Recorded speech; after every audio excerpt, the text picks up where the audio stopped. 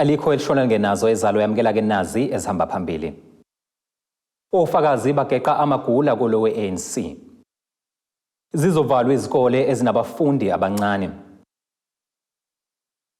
Liyaqhubeka nokuqulwa icala lokubulawa kaloyo wayengunobhala wophiko kwelentsha le-ANC uSindiso Magaqa.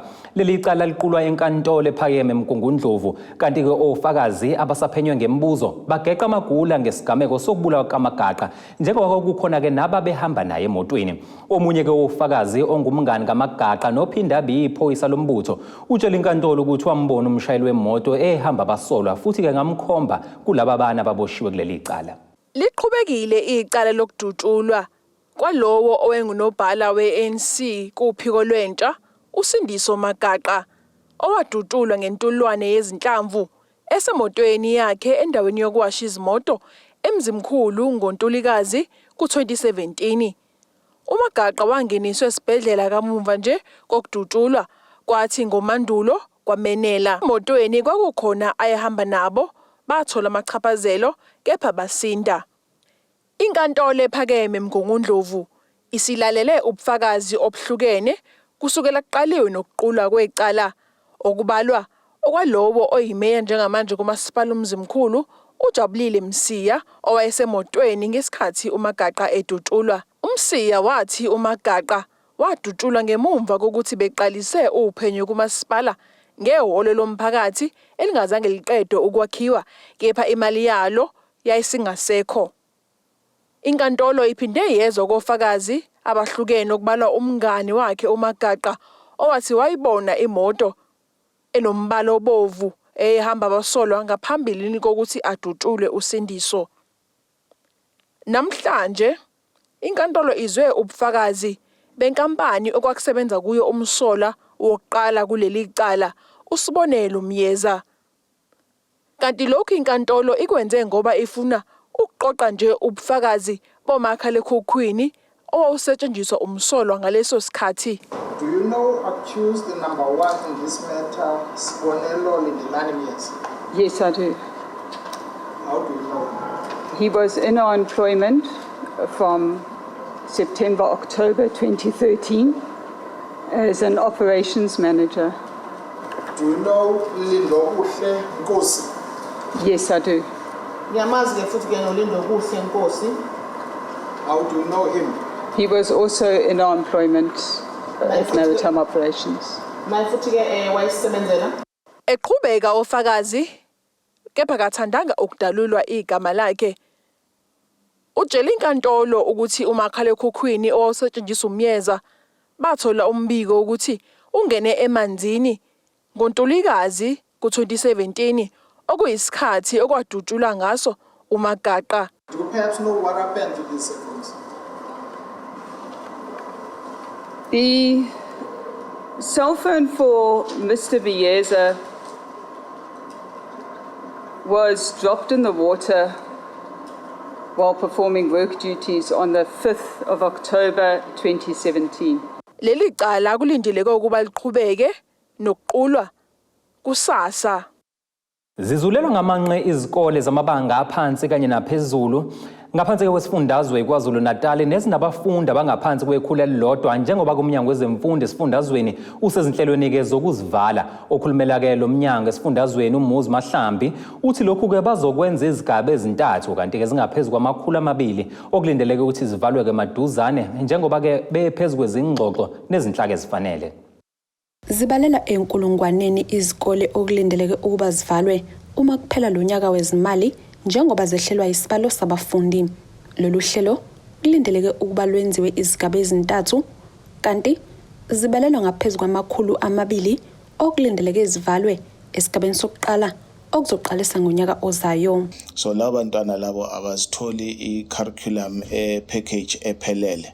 So masithi sazivala sisho ukuthi sazivala ukuthi abantwana abazokuba nokuthi bakwazi ukufunda. First siyaxoxisana nomphakathi sutshele ukuthi isizathu sokuthi ama benefits ukuthi sifuna ukuthi sivale lezo izikole lezo kuyini nabantwana sokwenzenzani ngabo thisha sokwenze njani ngabo okunye sesikwenze ukuprovide i-transport yokuthi abantwana bahambe.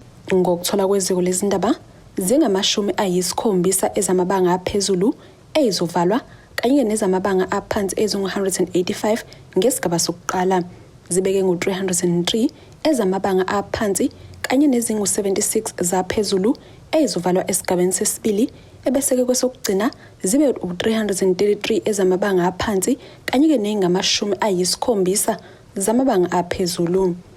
Lezi zikole ezinye zazo zinabafundi abasuka ku-100 kuya phansi, kanti amaqembu aphikisayo ekomidini lezemfundo esishayamthetho aphawuleka njengalolu daba. Sekukhona lapho izikole ezivalwe khona, kepha uhulumeni wasengeyimithio nxa ethi kuzovalwa izikole, izingane bese zinikezwa i-transport, amabhasi kanye namakhumbi. Sithi-ke uhulumeni lokhu kungamampunge ngoba zivaliwe izikole, abazali nezingane abanikezwanga i-transport, kuqanjwe amanga kwadlalwa ngabo. Kumanje kuney'ndawo lapho izingane sezihamba amabanga amade uma ziya esikoleni ngenxa yokuthi kuvalwe izikole eziseduze nemiphakathi. As much as we should be in the business of opening more schools, individual circumstances also requires the closure and repurposing of some. For example, we visited a school in the Harigwala district that had only 2 learners. It does not make sense to keep the school open. However, the learners must be safely transported to the nearest schools.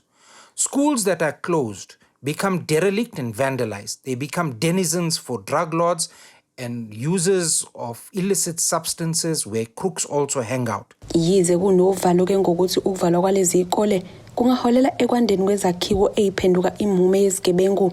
Lo mnyango uthi ke ngeke isale dengwane njengoba ke befuna iziguqulelwe ukwenza izikhungo zokuthuthukisa amakhono. Izikole ke esizoyivala azoba ukuthi ke azinawo iplan ukuthi izosetshenziswa kanjani. Lezo izikole lezo sizokwenza ukuthi zibe ama-skill centers lapho sixoxisana khona nomnyango wezemfundo ephakeme ukuthi bakwazi ukuthi lezo izikole lezo zikwazi ukubenefita imiphakathi ekhona. Imizamo yokuthola inhlangano emele izigungu zabazali ezilawula izikole yephunzile. Ezindabeni ze-1KZNTV kubika uNtombi khona Mvubu eThekwini. Lingenile ke namuhla enkantolo ephakeme eMgungundlovu icala lokungahlaliswa komhlangano womkhandlu womasipala umvoti maphakathi nelikaMthaniya. Amaqembu aphikisayo kulo masipala afake isicelo ke esiphuthumayo enkantolo esolusomlomo lo masipala ngokuhluleka ke ukubiza umhlangano. Lokhu kuza ngemumva kokuthi ke amaqembu aphikisayo asayina incwadi okungabethemba ubuholi bemeya efuna ke ukuthi ke futhi yehliswe esikhundleni kuphinde ke kuhlalwe umhlangano okumketula ngevoti kepha ke kuze kube imanje awukazi uhlale kulokhu ke kunezingqinamba. Aphume ejabula amaqembu aphikisayo kumasipala omvoti ngesinqumo senkantolo ephakeme eMgungundlovu sokuthi kuhlaliswe umhlangano maduze. Inkantolo ekhona le sikuyona njengamanje irule in favor of us ukuthi cha usomlomo akawubiza umhlangano not later than umhla ka-15 May 2023 which umsomluko ozayo. Yaphinde inkantolo yaqinisekisa ukuthi usomlomo akayikhiphi notice of the meeting ezobina ama-agenda points not later than kusasa ekuseni ngo-10 ozobubiza nomhlangano sizokukhulumisana ngezinto esasibhalele kwimotion. Ngicabanga ukuthi it's public knowledge now ukuthi emotion esinayo ukuthi sifuna ukuthi usomlomo ubabumeya bese kuba whip of council ukuthi ubuholi baba subtape.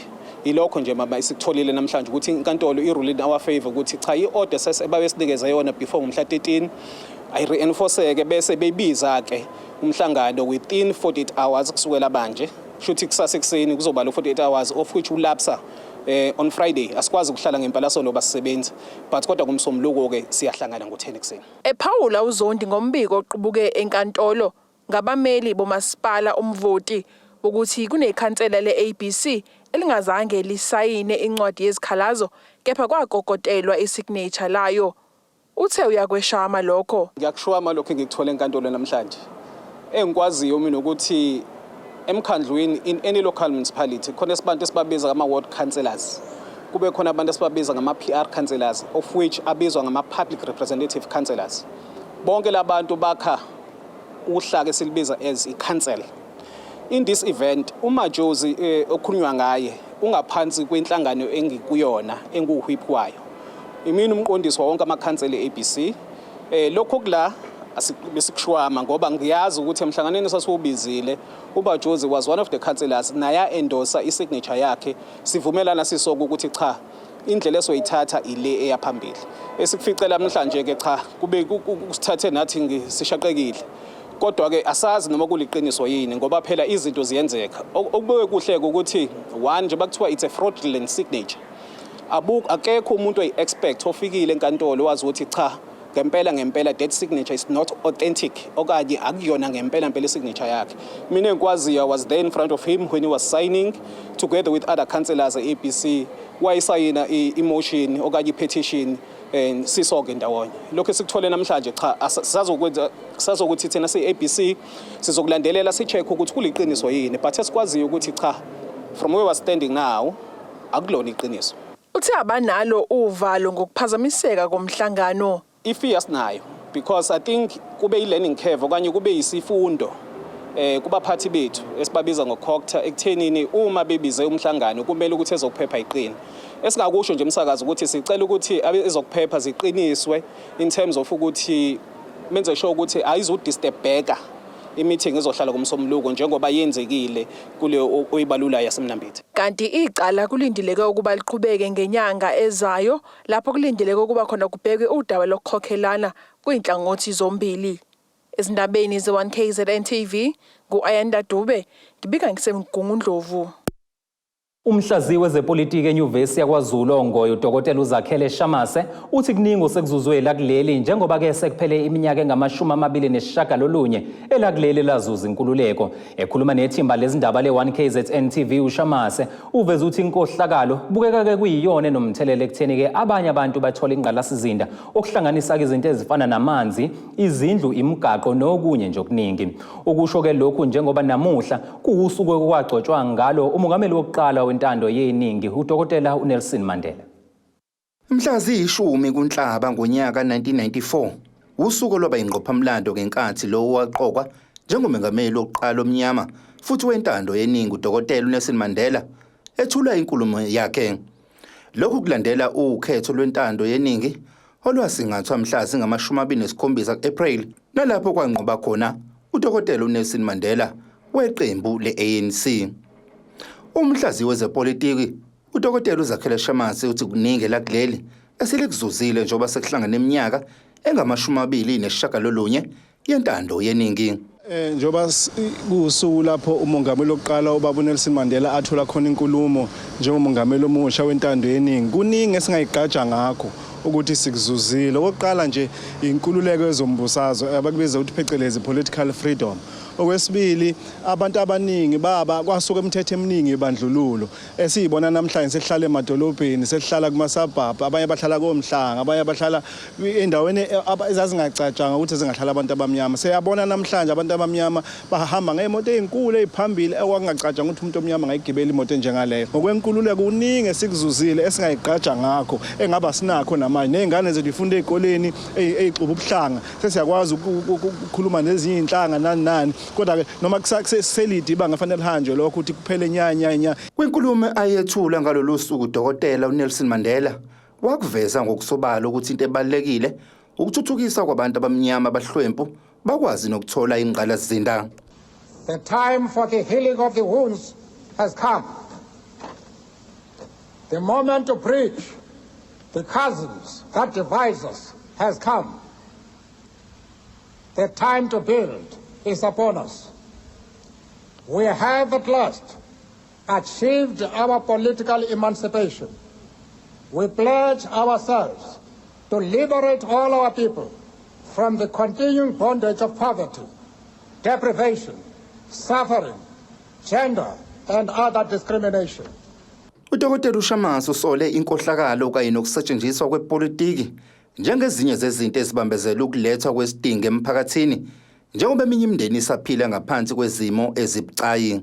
Inkinga ebekhona ukuthi kube khona amaqembu ezimbusazwe ancintisanayo bese bakhona amaqembu aziwa ukuthi anabalandeli abasuka emakhaya kunabalandeli lapho emadolobheni bese ke ngokuthi ke manje ohulumeni basekhaya bayisa kuphi intuthuko bayisa kuphi ukuhlinzeka kwedingo nqangi zabantu inkinga yileyo masingakhohlwa yilokho sithi ke ngisho ngoba ubani osemandleni akuthuthukiswa abantu baseyindaweni zasemakhaya kufakwa amanzi umuntu abe namanzi egcekeni wayesho njalo umongameli oqala wenkululeko uthi clean water wonke umuntu abe namanzi wonke umuntu akwazi ukuthi abe nesinkwa etafuleni. Nakuba abanye beyibona intuthuko futhi beyijabulele intando yeningi kodwa kubukeka izindawo ezisemakhaya zinganakiwe njengoba abantu abaningi abahlala ngaphansi kwazo behlala kwizimo ezibucayi. Ezindabeni ze-1KZNTV kubika uThabani Maphumulo eMpangeni. Ake sihlabe nali ikhefu sihlangabeze futhi masibuye ekhefini.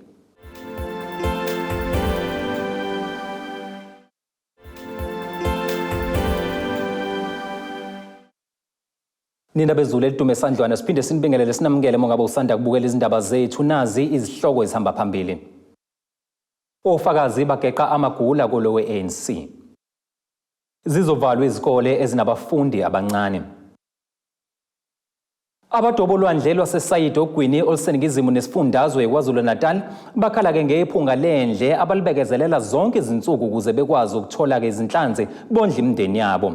uLeon Mens uthi ke kunamaloli athola ke indle kamasipala ugu afika ke zonke izinsuku ezoyichithela kulolu lwandle. Ekhuluma ke neziko lezindaba uthi ke abasakwazi ukudla izinhlanzi ezidotshwa kulolu lwandle ngoba ke zigcwele indle. Babhekene nengwadla badobolwandle lwasesayidi ogwini oluseningizimu nesifundazwe njengoba bengasakwazi ukudoba ngendlela bebeyijwayele kulandela ukuthi ulwandle lugcwele indle. Isakhamuzi sisebenzisa lolu lwandle zonke izinsuku sithi kufika amaloli kamasipala ugu azochitha indle kulolu lwandle. Uthi akusaphephile ukusebenzisa lolu lwandle ngoba bangangenwa izifo. Food trucks are coming here to the pump house, pump the sewage, raw sewage, straight into here. It's water pouring out here, right into the ocean. The fishermen's bait, if they pull it back, it smells like raw sewage. The fish that's coming out, it's not clean. You can't eat it because it's filled with raw sewage. Usually, we were entertained or blessed to see sea turtles swimming. There's no turtles anymore. There used to be 4. We used to see sharks swimming here. There's no more sharks here. There's no more fish here coming out. Ubeseveza ukuthi kade babefaka izikhalazo ngalolu daba kumasipala ugu kodwa basizakali. Since 2022, 19th June, up until now, it just continues. And it doesn't. They blame load shedding. Load shedding is a problem for everything. Uthi njengoba idolobha lihlela ukwakha ichweba akaboni ngaba impumelelo izinto uma zisaqhubeka kanje. They want to build a harbour here. I mean, plain, I'm not being nasty. What they're going to call the harbour? City harbour? Because the people is going to reek like sewage coming through here. What expression do they want to put out? Fix your problem first. They know there's a problem for how long. Why don't stop pumping there? Fix the problem. Omunye wabadobi uthi useneminyaka esebenzisa lolu lwandle kodwa manje ngenxa yendle akasakwazi ukudoba. I've been fishing in this area extensively for a good couple of years. Caught a lot of fish here. It's the only place I fish at. However, lately you can't fish here. There are really no fish around here. To the sewage that's being pumped into the sea of ours over here at the block. If you look at over there is one of the drains where it pumps out. Apparently between here and the rocks over there is a blockage in here for I don't know how long. It's never been cleared out. It doesn't matter who you talk to or what you say, Ugu just ignores you. Usabambile ukukhulumela umasipala ugu uMondli Ngcobo uthi inkinga ababhekene nayo ukucisha kukagesi ngakho basebenzisa amaloli ukuthi ayodonsa indle ingachithekeli olwandle kodwa bazoluphenya lolu daba. Ezindabeni ze1KZNTV, kubika uZamando Sicele, ngisesayidi.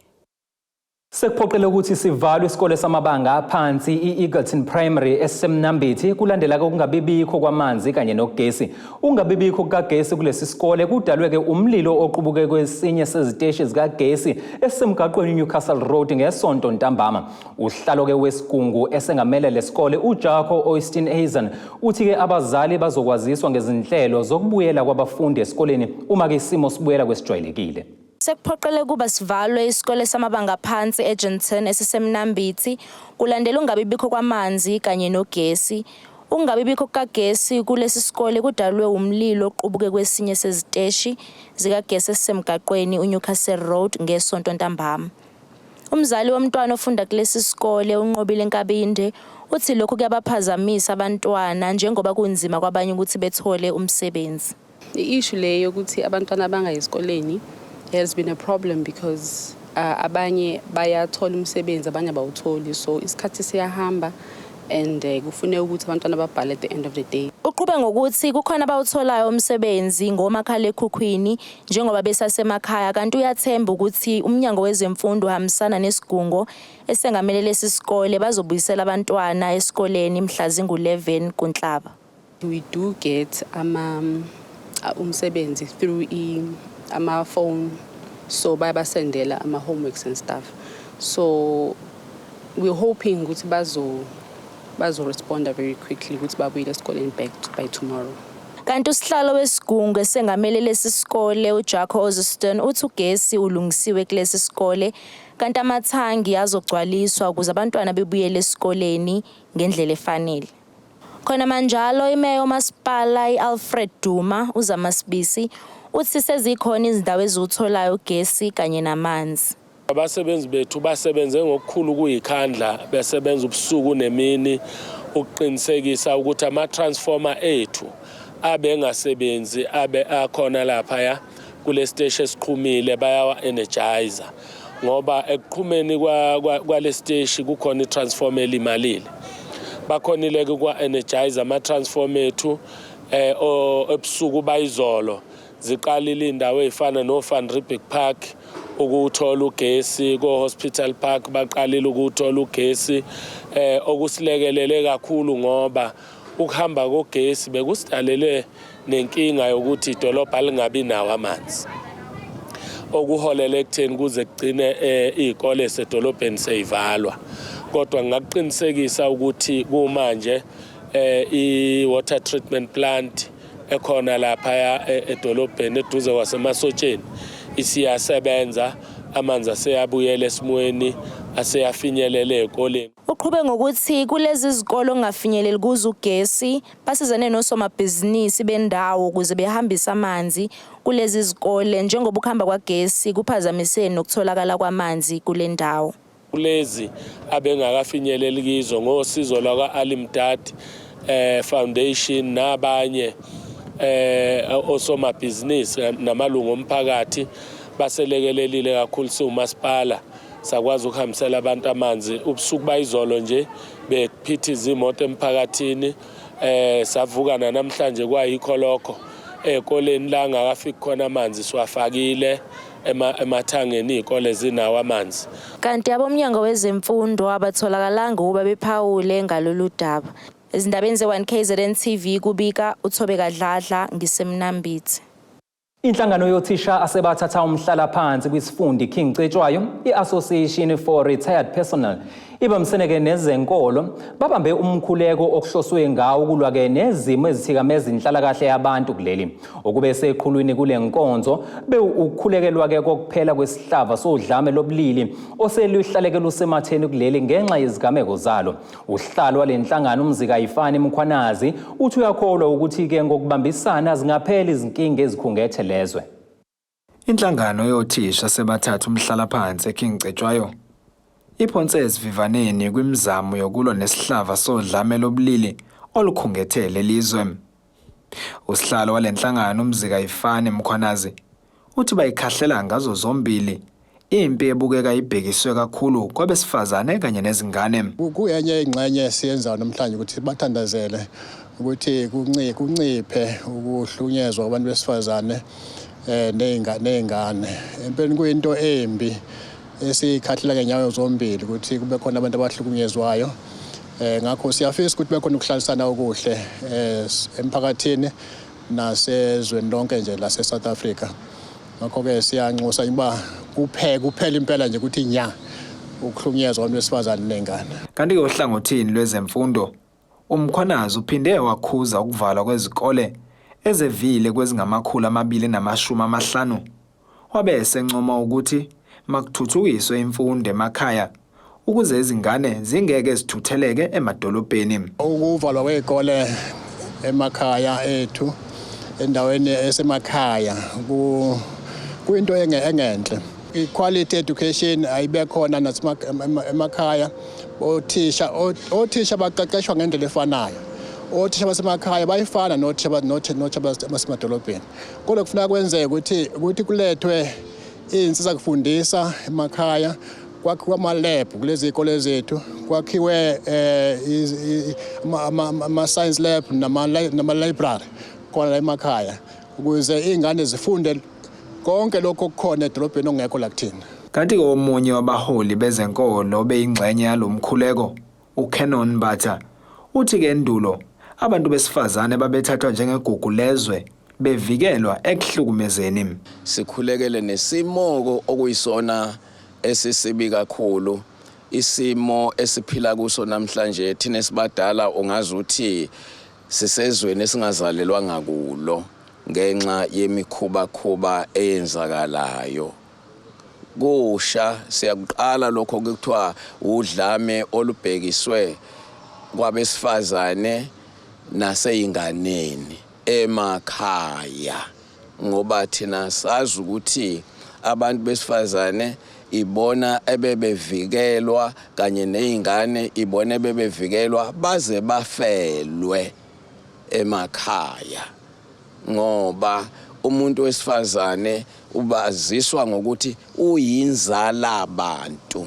Angisaphathi kuma ekuganile ukuthi bengathiwa umbeki isandla noma bengathiwa uzwe udade wenu ukhuluma elawini waphakamisa izwi umthethisa, uwezwa nje udade wenu uzothi nje wemfaniseni lo mfazi obumthethisa wakho. Ezindabeni za1KZNTV kube kumqondisi Miyeni empangeni. Ake siphinde futhi sihlabe ikhefu sihlangabezana kanjani eMasibuya.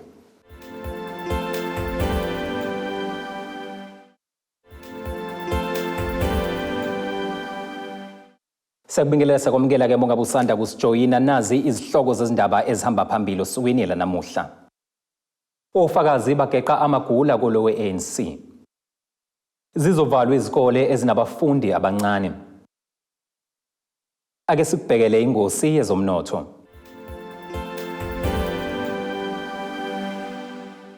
Irandi lakuleli u-18.40 maliqhathaniswa nedola lasemelika libe ke u-23.22 maliqhathaniswa nopondo waseBrithane libe u-20.25 maliqhathaniswa ne-euro lase-Europe. Igolide ke lona lingu-$2,022 40 cents i-ounce kuthi uwoyela ongahluziwe ube u-$77.01 umphongolo.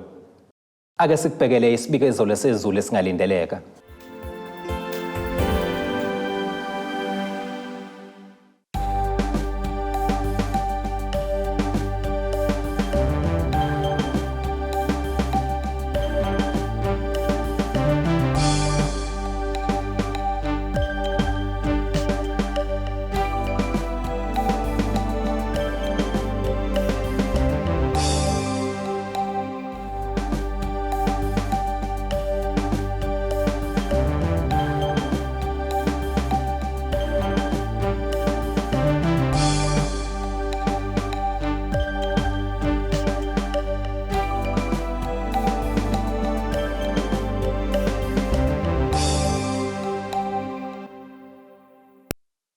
Zulu mnyama kamalandelo ndlela zimhlophe siyaziguqisa ezalesikhathi na kanjani kusasa ngesikhathi esifanayo sihlangabeze.